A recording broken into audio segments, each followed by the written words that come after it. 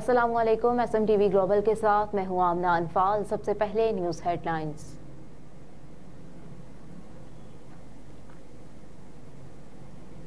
निगरान वज़ीर आला पंजाब मोहसिन नकवी ने आवाम को नए साल का बड़ा तोहफा देते हुए कहा कि 9 जनवरी तक ड्राइविंग लाइसेंस बनवाने वालों पर फीस में इजाफे का इतलाक नहीं होगा।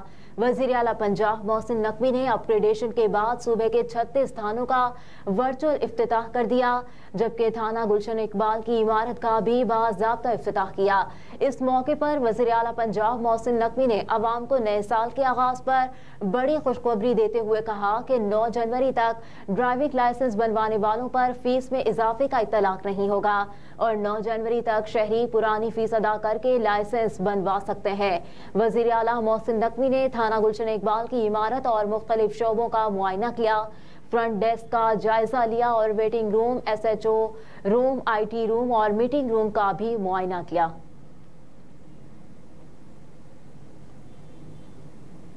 फैजाबाद धरना कमीशन ने साबिक वज़ीर आज़म शहबाज शरीफ को तलब कर लिया। साबिक वज़ीर आज़म शहबाज शरीफ को फैजाबाद धरना कमीशन ने तलब कर लिया। ज़राए के मुताबिक कमीशन ने शहबाज शरीफ को 3 जनवरी को बयान कलमबंद कराने के लिए तलब किया गया है।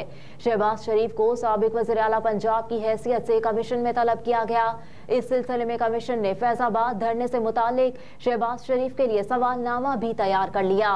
इंक्वायरी कमीशन ने अपनी रिपोर्ट 22 जनवरी को सुप्रीम कोर्ट में जमा करानी है। इससे कबल कमीशन ने साबिक वजीर एहसन इकबाल, साबिक वज़ीर आज़म शाहिद खकान अब्बासी को भी तलब किया था, जबकि फैज हमीद को भी बयान कलमबंद कराने के लिए दूसरा नोटिस जारी किया गया। 2017 में इस्लामाबाद में तहरीक लब्बैक के फैजाबाद धरने के वक्त शहबाज शरीफ वज़ीर आला पंजाब थे।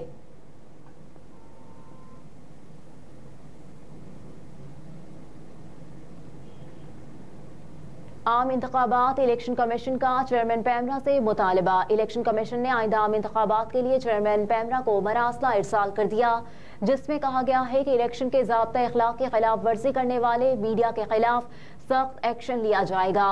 इलेक्शन कमीशन के मरासले में कहा गया है कि बाज़ चैनल्स पोल सर्वे नशर कर रहे हैं। इलेक्शन के ज़ाब्ता इखलाक के मुताबिक इसकी मुमानियत है।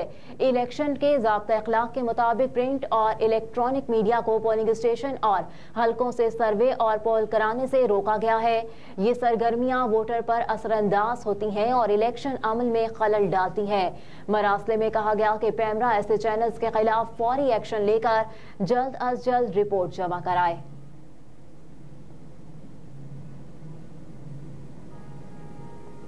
निगरान हुकूमत ने पेट्रोल और डीजल की नई कीमतों का ऐलान कर दिया। पेट्रोल और डीजल की कीमतें बरकरार रखने का फैसला। तफसीलात के मुताबिक फ्यूल प्राइस एडजस्टमेंट के तहत वफाकी हुकूमत ने पेट्रोल और डीजल की कीमतें बरकरार रखने का फैसला किया है। वज़ीर आज़म ने पेट्रोलियम मसनूआत की कीमतों में रद्दोबदल की मंजूरी दे दी। ज़राए के मुताबिक मिट्टी के तेल की कीमत में 2 रुपये 19 पैसे फी लीटर कमी की गई है, जबकि लाइट डीजल की कीमत 1 रुपये 11 पैसे फी लीटर इजाफा किया गया है। इस वक्त पेट्रोल की कीमत 267.34 रुपये फी लीटर है, जबकि डीजल की फी लीटर कीमत 276 रुपये 21 पैसे है।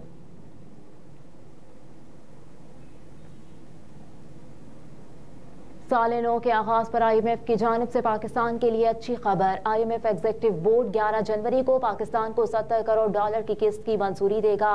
मौजूदा IMF प्रोग्राम के तहत पाकिस्तान को अभी $1.8 अरब देने हैं। तफसीलात के मुताबिक IMF एग्जीक्यूटिव बोर्ड ने पाकिस्तान को नए शेड्यूल में शामिल कर लिया। पाकिस्तान के लिए IMF एग्जीक्यूटिव बोर्ड का इजलास 11 जनवरी को होगा। बोर्ड में $3 अरब के कलील मुद्दती कर्ज प्रोग्राम के तहत पहला जायजा पेश किया जाएगा और बोर्ड पाकिस्तान के लिए दूसरी किस्त की मंजूरी का जायजा लेगा, जिसके बाद पाकिस्तान के लिए $70 करोड़ की किस्त की मंजूरी देगा।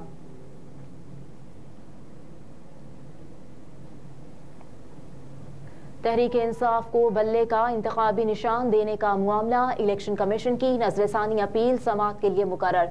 पेशावर हाई कोर्ट के जस्टिस एजाज खान कल दरख्वास्त पर समाअत करेंगे। इलेक्शन कमीशन ने गुज़िश्ता दिनों हाई कोर्ट के फैसले पर नजरसानी की अपील दायर की थी। इलेक्शन कमीशन ने नजरसानी अपील की समाअत डिवीजन बेंच से कराने की दरख्वास्त भी दायर कर रखी है। पेशावर हाई कोर्ट ने PTI, इंट्रा पार्टी इंतखाबात और तहरीक इंसाफ के इंतखाबी निशान बल्ले से मुतालिक इलेक्शन कमीशन का फैसला मुअत्तल किया था।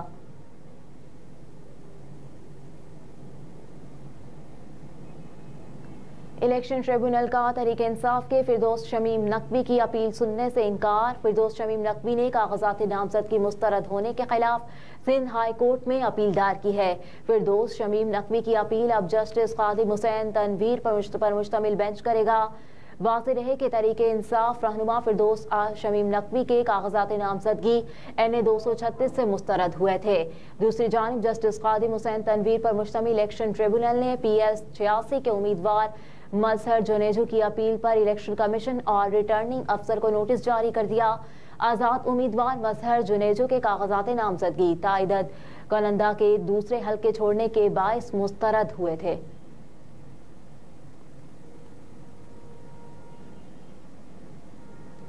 डेविड वार्नर का टेस्ट के बाद वनडे क्रिकेट से भी रिटायरमेंट का ऐलान। डेविड वार्नर ने पीर को सिडनी में वनडे क्रिकेट से रिटायरमेंट का ऐलान करते हुए कहा कि एक रोजा क्रिकेट से रिटायरमेंट का मेरा फैसला अच्छा है। T20 फॉर्मेट में टीम के लिए दस्तयाब होगा। अलबत्ता उन्होंने कहा कि अगर टीम को जरूरत पड़ी तो 2025 की ICC चैंपियन ट्रॉफी के लिए भी टीम को दस्तयाब हो सकता हूं। ऑस्ट्रेलियाई क्रिकेटर ने हाल ही में भारत में ICC वर्ल्ड कप की जीत को अपने वनडे कैरियर की सबसे बड़ी कामयाबी करार दिया था। वाज़ेह है कि डेविड वार्नर टेस्ट क्रिकेट से रिटायरमेंट का ऐलान पहले ही कर चुके। वो सिडनी में 3 जनवरी को पाकिस्तान के खिलाफ अपना आखिरी टेस्ट मैच खेलेंगे।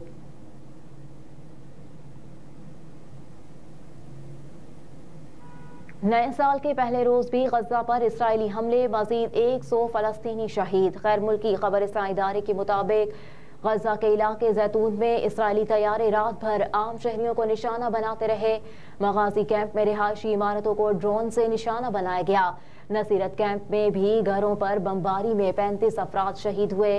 गैर मुल्की मीडिया रिपोर्ट के मुताबिक गजा शहर पर इसराइली फौज की शदीद बमबारी से इतवार की रात तकरीबन 48 अफराद शहीद हुए, जिसके बाद एक और हमले में गजा शहर के मगरिब में अल अक्सा यूनिवर्सिटी में पनाह गुज़ीन कैंप में 20 फलस्तीनी शहीद हुए।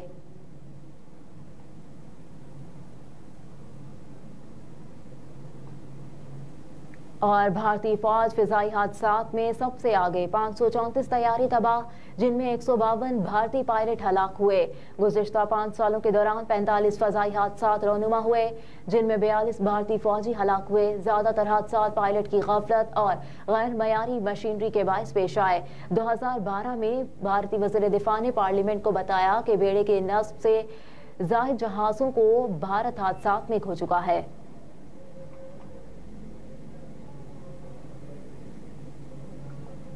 हेडलाइंस आप जान चुके। न्यूज स्टूडियो से फिल वक्त इतना ही। आप देखते रहिए SMTV ग्लोबल।